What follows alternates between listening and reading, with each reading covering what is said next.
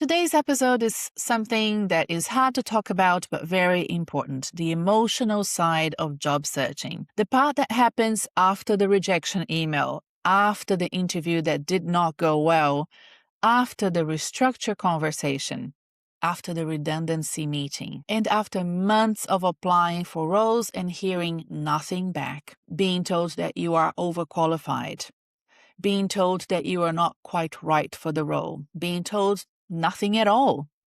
Because job searching is not only a tactical process. It's not only about your CV, your LinkedIn profile, your interview technique, or networking strategy. It's a mental game. And if your mindset collapses during that job search, your strategy often collapses with it. Are you ready for this conversation? Let's go. Hi, I'm Renata Bernardi, and this is the Job Hunting Podcast, where I interview experts and professionals and discuss issues that are important for job hunters and those who are working to advance their careers. So make sure that you subscribe and follow, and let's dive right in.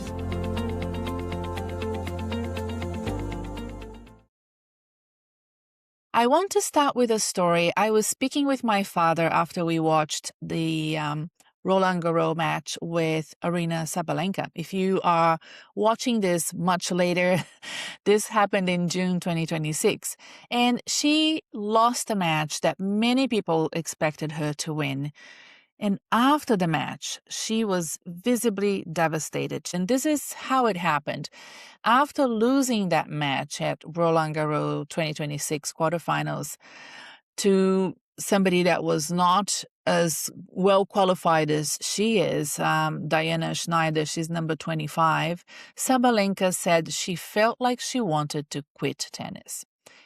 Reuters described her performance on court as a mental collapse because she had been leading before losing the game, and her response during that post-match interview was human, right? It was raw, it was emotional, and it was the kind of moment that I think many of you relate, but you don't usually see from elite athletes because we expect them to be composed in those interviews. We expect them to be resilient, to say graceful things and analyze quickly and reset and move on. That's what we expect from those interviews. But of course, these people are human just like you and me. And my father said something that I thought was really insightful. He said, she has the genetics of an excellent tennis player. She has the strength and the skills. But in moments like this, what gets tested is the mindset, and she needs a better coach. I loved it because, of course, my dad knows I'm a coach, and it was kind of a bonding moment for me, at least. And I felt like that was an acknowledgement that he understands the value of my work, and it felt really good. And I thought about that for a few days and decided to record this episode because I see this in my work every day. Not with tennis players, but with job seekers, with executives, senior managers, people just like you who are listening to the podcast, people who has a lot of experience. And when they start working with me, they are, of course, extremely smart, experienced, capable, well qualified, and accomplished. They have led teams. They have managed budgets, presented to boards and their peers, worked through crisis and delivered very successful projects. And yet, when they job search, it becomes really difficult. They can fall into the same emotional trap as Sabalenka. They start to question everything. They question their value. They question their experience, their ability to move forward and get another job. They question whether they are too old, too senior, too expensive for the job market, too niche, or too much of a generalist. Is it too late? Am I too tired for this? Am I behind? All of those questions are very common at the beginning of a coaching conversation.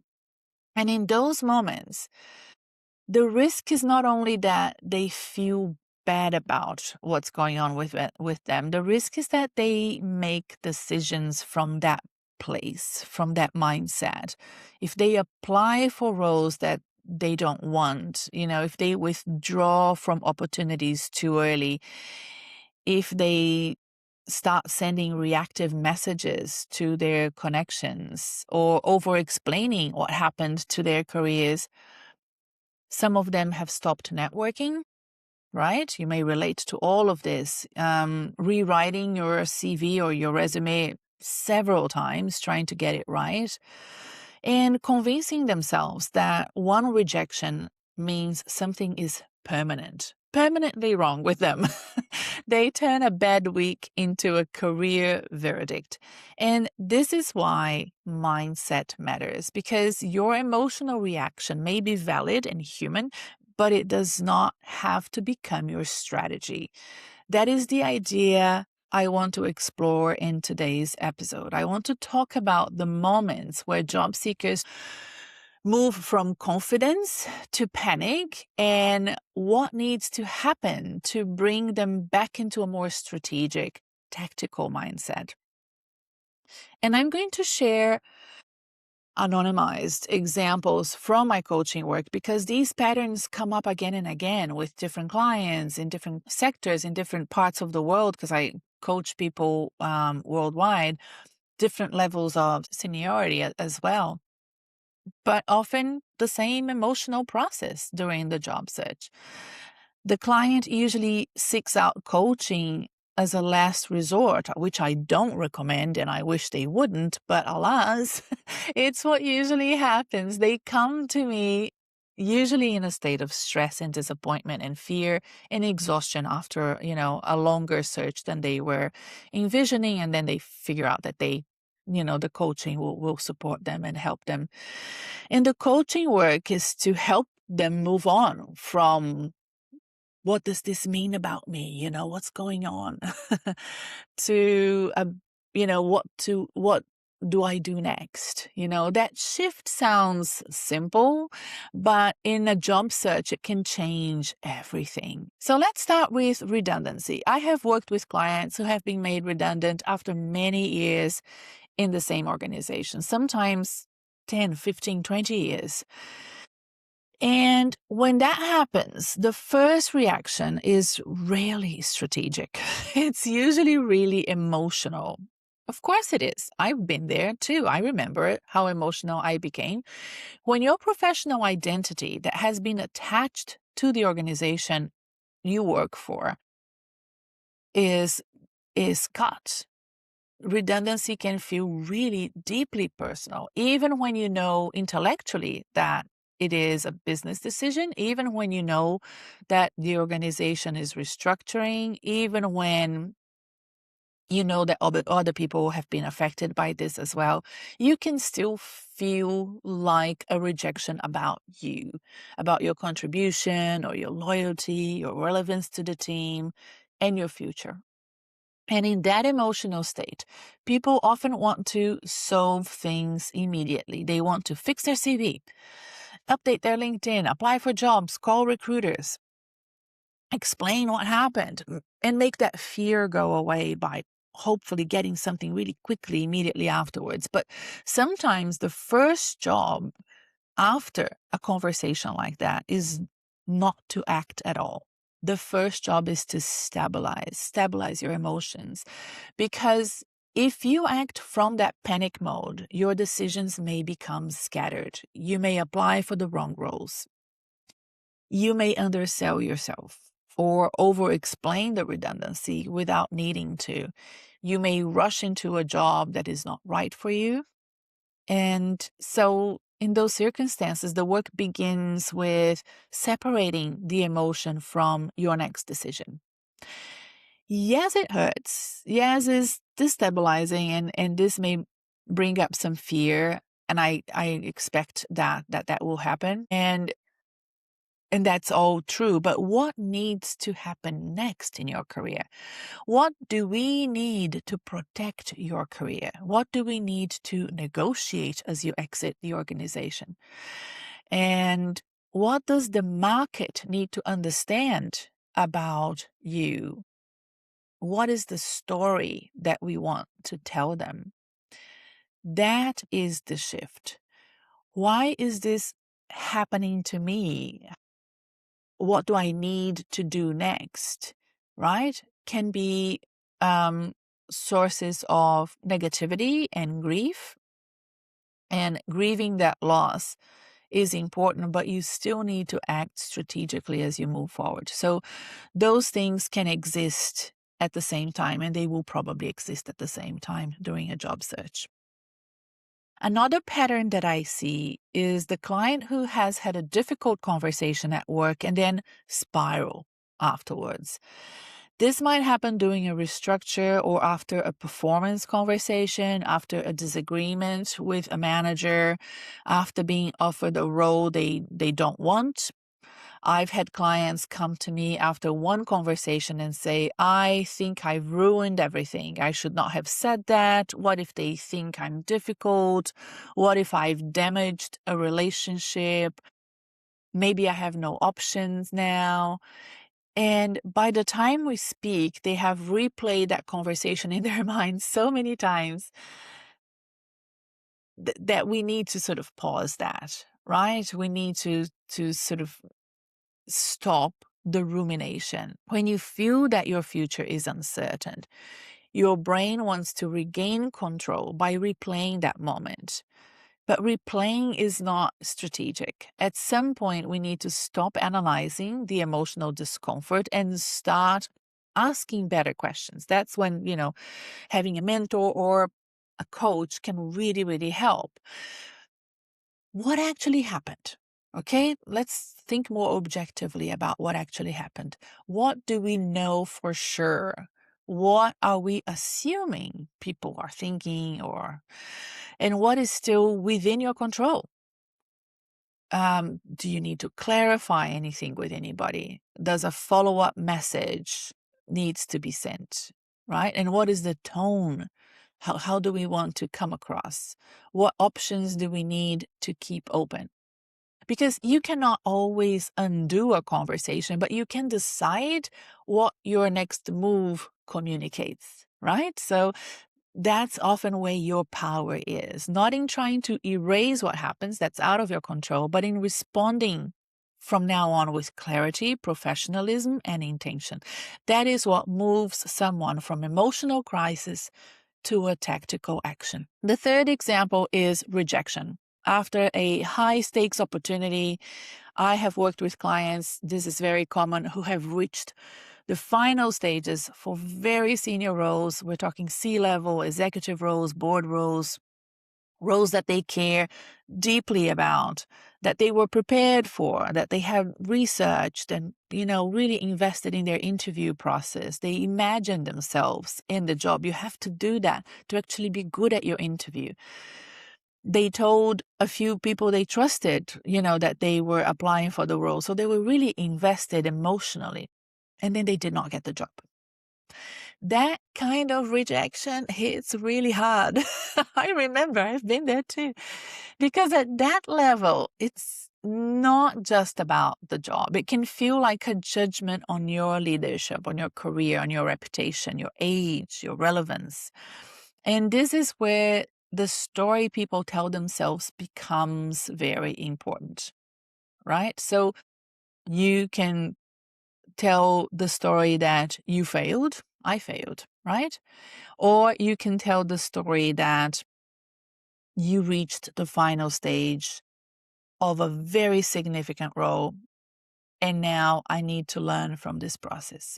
Those are two stories created by very different behaviors and mindsets. The first one leads to shame, to withdrawal, to anger, and the second one leads to reflection and refinement and continuous improvement. And I'm not saying the disappointment will disappear if you opt for the second one. It doesn't. It will still hurt. But rejection at senior levels is not always evidence that you performed badly. Sometimes there was an internal candidate. Sometimes the board wanted a different profile. Sometimes the organization changed directions once they started interviewing people, and the chemistry wasn't right, which happens. Another candidate had a specific piece of experience that was highly valued by the organization. Or the process was flawed, right? Biased, and that you cannot control that. you did not interview as well as you could have. Sometimes it happens, something happened during the process of recruitment, maybe something personal, something, outside of your control, but still it changed your ability to perform well in the interview. And if that was the case, we learn from it, but we do not turn one outcome into a verdict of your entire career. That is where I often intervene as a coach with my clients, and I want them to ask about what that process revealed. What was the positioning right for you? Was the examples you used strong enough? Usually I ask my clients to come with detailed information about what happened in the room. I ask them to sit down and write everything down so that when we have our session post-interview, we can go through the interview process, in detail. In the same way a tennis coach would go through a tennis match, analyzing every move and every detail.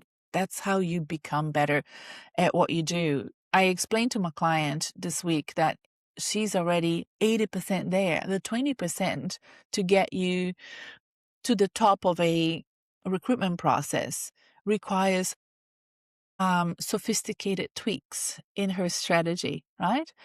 So those interventions and those conversations with coaches are what can really help achieve that successful outcome.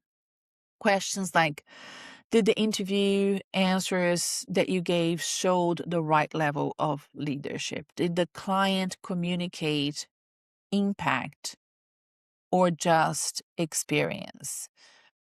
Was the role actually aligned with your background? Should we continue pursuing this type of opportunity, or should we move to a different type of industry, sector, and position? What needs to be sharper next time? That's how we do continuous improvement in job search. That is how you turn rejection into data. Not because you are pretending not to care, but because caring without reflection can become that negative rumination, and rumination does not move your career forward. The fourth example I want to discuss is performance management or a formal feedback that you may have received. This is one of the most emotionally loaded situations a professional can face. I know that for me, that has always been quite difficult to swallow because it often touches, reputation, identity, fairness, power, and fear. And also because many people don't know how to provide feedback and manage that conversation well. As a manager, I know that that's something that I tried really hard to do for my employees. A client may come to a coaching session with me after receiving a negative or constructive feedback from their manager or their organization, and they really feel misunderstood, targeted, embarrassed, angry sometimes, and even ashamed. And they are afraid that their career is being damaged in real time, right? It's hard for them to move forward from that conversation. There is this feeling most of the time that you need to quickly resolve it, sending an email and gathering evidence or challenging every point made.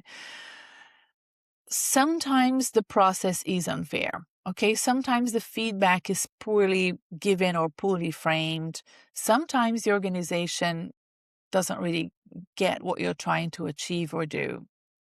And sometimes there is politics involved as well. But even then, the first move cannot be panic. The first move has to be clarity. What exactly has been said? What is the evidence? What is the opinion? What is being formally requested from you? Okay? What does the organization expect from you now? What should be documented? This is really important. Is there anything that you really feel you need to challenge? Or should we move to accept it? Right? Do we need legal or HR advice? Sometimes we need to go there. And where is the professional risk? Where is the opportunity to reset?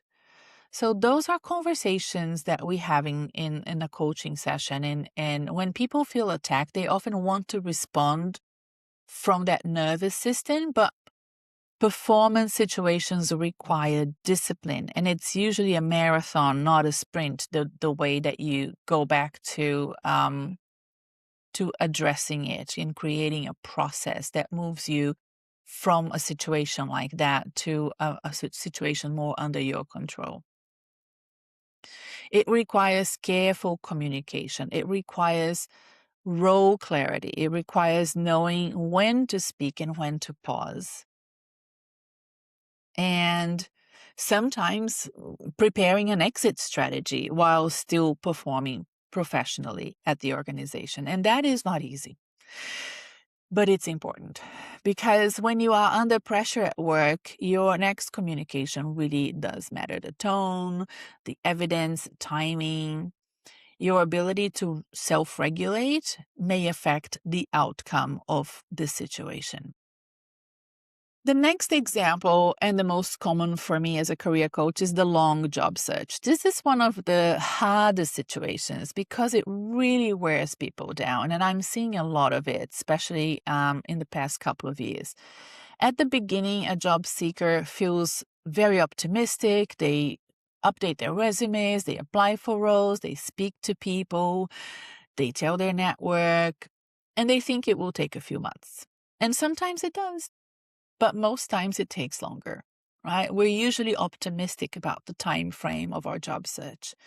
And for my type of clients, usually they're very experienced, in their 40s, 50s, and 60s.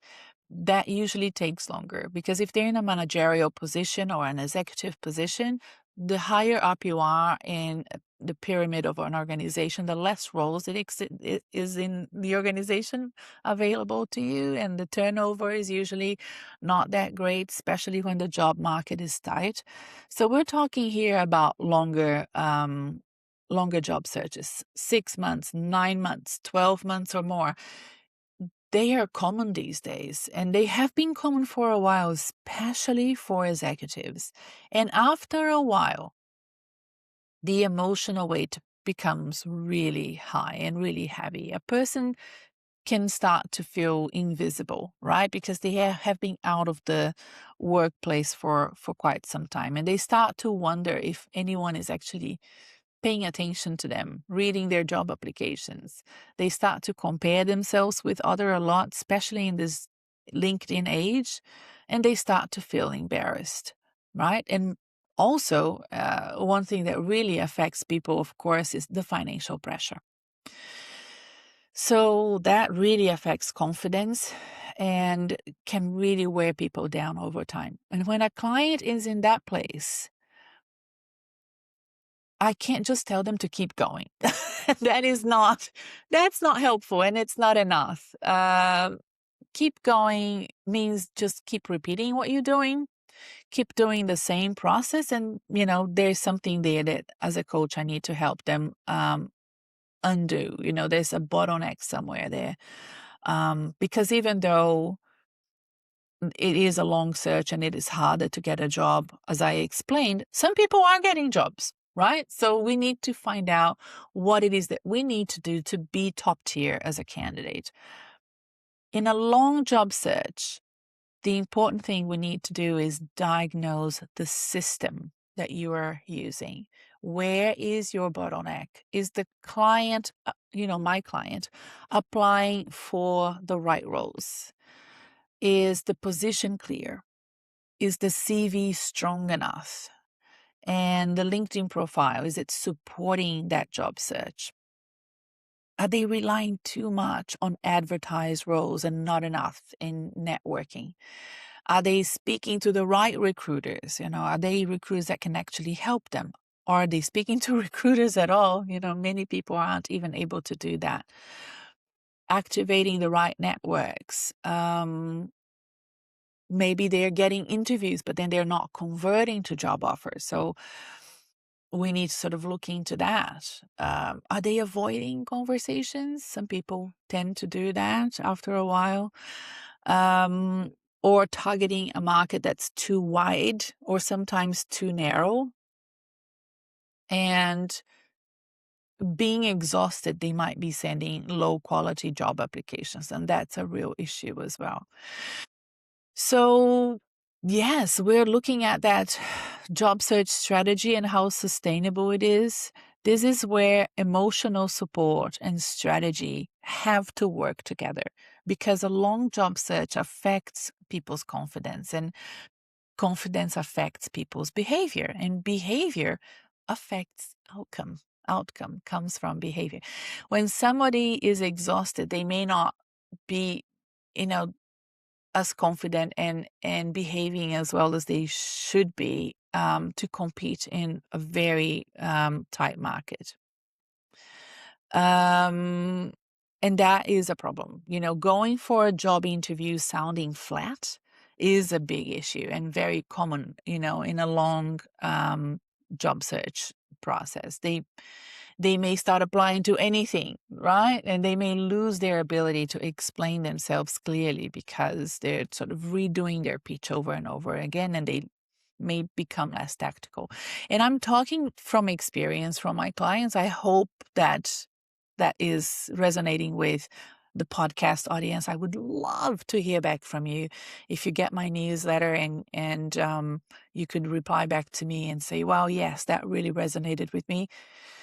That would be fantastic, because I usually see my clientele as a small, like a pocket of, the wider audience for this podcast. So, for many professionals, yes, it is a long job search campaign, and long job search campaigns, as with any long campaign of any kind, any project, it requires spacing. It requires taking time off, and it requires resetting from time to time.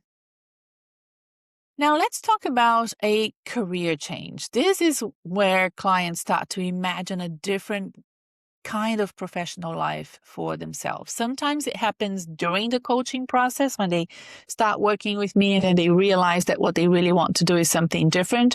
Sometimes they come to me because they already know they want to do a career change. Maybe they want to do consulting. Maybe it's a portfolio career or board roles or fractional work, or they want to move sectors and countries or want more flexibility, work remotely. There's so many different reasons why somebody might sort of come to work with me.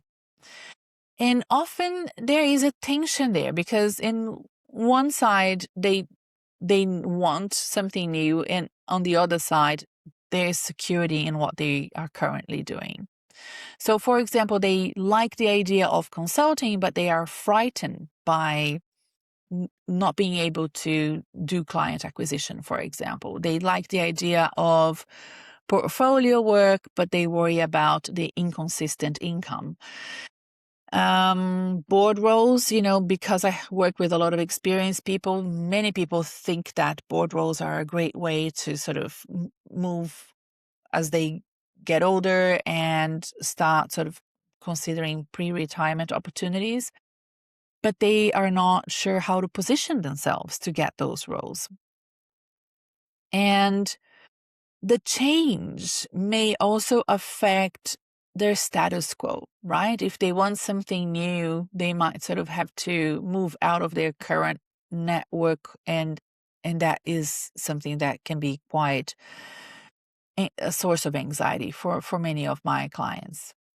And this is where, again, mindset matters, because a career pivot should not be treated as a fantasy. It should be treated as something that you design and experiment with. You do not need to blow up your career to explore a new direction, right? There is opportunity. Most of the time, there is opportunity to test, to do research, to have conversations, to map your transferable value and understand this new market so that you can identify the risks and build a strategy that is strengthened by that positioning. So you can decide the sort of financial runway that you need and start exploring, let's say, advisory work or consulting work or contract work. And the question usually doesn't need to be, should I jump from one to the other, but what experiment would help me learn whether this is a viable path, right? That's a much calmer way of doing a career transition, and one that I usually like to discuss with my clients. It gives the brain something practical to work with. Some people call it a side hustle or a project or even a hobby. And for experienced professionals, this is really important because by mid-career and beyond, you may not want to do many random moves anymore. You may want to have more certainty about your next chapter and be more intentional. And that intention requires information, and information comes from taking action. It doesn't need to be a big one. It can be small strategic actions that are not panic driven, that are not romanticized. Yeah, I think that is the most important thing to consider when doing a career change. And this brings me back to the tennis story from the beginning. When an elite athlete loses, especially in high pressure matches like the Roland Garros, the technical skills is only part of the story. The training matters, talent matters, the mental reset matters. And they can return to training and analyze what happened and recover and separate one loss from their identity. They can face the next match, as they often do, with that mindset. And the same is true for job search. You have the experience, you have the skills, you have the qualifications, you have great background. But if every setback in a job search sends you into an emotional collapse, then the job search becomes much harder to do and much harder than it needs to be. Okay? Yes, you're human. And job search is one of the few professional experiences where people are repeatedly judged, rejected, ignored, compared, and so on. That is very emotionally demanding. And the answer is not to pretend it doesn't hurt. The answer is to build a process that helps you recover faster from the hurt. You need people around you who can help you think clearly, who can help your routine and support your energy. You need a strategy that is not dependent on your mood. That's important. And you need to know when to pause and when to act and separate your value from the outcomes of this process. And like my dad said, you may need a coach or a better coach. And I'd be happy to have a discovery call with you so you can assess if I'm the type of coach you need. You can find out more about booking a coaching introductory session with me and all of my other career services and courses on my website. My website is renatabernardi.com. That's Renatabernarde.com. Because look, your career is too valuable to be directed by one bad day, one bad interview, one bad meeting, or a disappointing rejection email. You need a mindset that can hold that disappointment without losing your strategy. That is the work. So here's what I want you to take away from today's episode. When something difficult happens in your job search, do not immediately ask, what does this say about me? Don't do that. Ask, what does this tell me? Then ask, what do I do next? That is the shift from identity to information, from panic to strategy, from reaction to response. And if you need a simple phrase to remember this, let it be, your emotional reaction may be valid, but it does not have to be your strategy. And thank you so much for listening to the Job Hunting Podcast. This episode was an important one for me. I hope it resonated with you. You can find more resources, coaching options, and career support at renatabernardi.com. So please go there and check it out. And if you know someone who is in the middle of a difficult job search, send them this episode. It may help them as well. They may need a reminder from you that setbacks don't define people. I'll see you next time. Bye.